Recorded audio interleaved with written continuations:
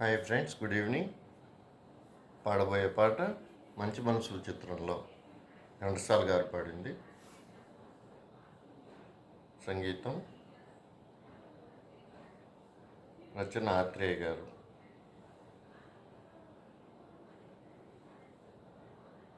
సంగీతం ఎస్ రాజేశ్వరరావు గారు అనుకుంటా. ఓకే. అహో ఆంధ్రభోజ శ్రీకృష్ణదేవరాయ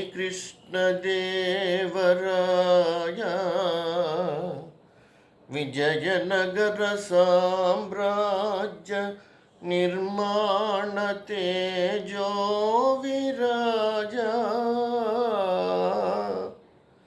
ఈ శిథిలాలలో చిరంజీవి వైనావయా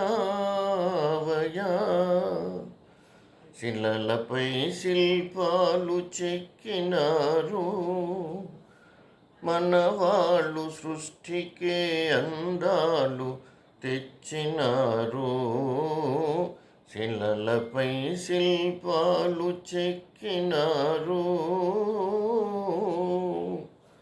కనుచూపు కరువైన వారికైనా కనుచూపు కరువైన వారికైనా కనిపించి కనువిందు కలిగించు రీతిగా శిలలపై శిల్పాలు చెక్కినారు మనవాళ్ళు సృష్టికే అందాలు తెచ్చినారు. శిలలపై శిల్పాలు చెక్కినారు.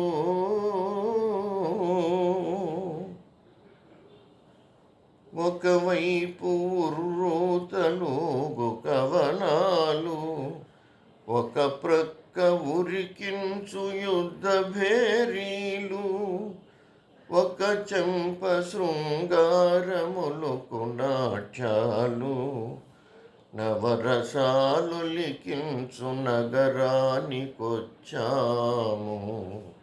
కనులు లేవని నీవు కలత పడవలదు, కనులు లేవని నీవు కలత పడవలదు. నా కనులు నీవిగా చేసుకొని చూడు. శిలలపై శిల్పాలు చెక్కినారు. ఏకశిల రథముపై లోకేశు ఒడిలోన ఓరచూపుల దేవి ఊరేగిరాగా. ఏకశిల రథముపై లోకేశు ఒడిలోన ఓరచూపుల దేవి ఊరేగిరాగా. రాతి స్తంభాలకే చేతనత్వము కలిగి సరిగమ పదనిస స్వరములే పాడగా. కొంగుముడి వేసుకొని క్రొత్త దంపతులు, కొంగుముడి వేసుకొని క్రొత్త దంపతులు కొడుకు పుట్టాలని కోరుతున్నారని శిలలపై శిల్పాలు చెక్కినారు మనవాళ్ళు సృష్టికే అందాలు తెచ్చినారు. శిలలపై శిల్పాలు చెక్కినారు.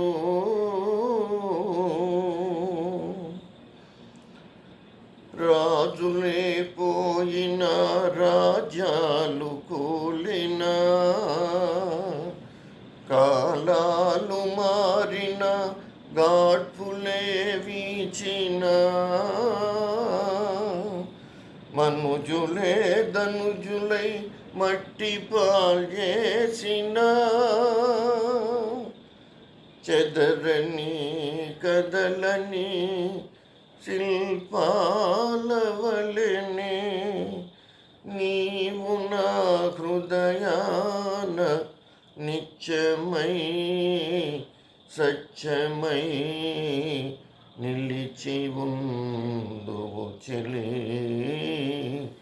నిజమునా జాబిలి.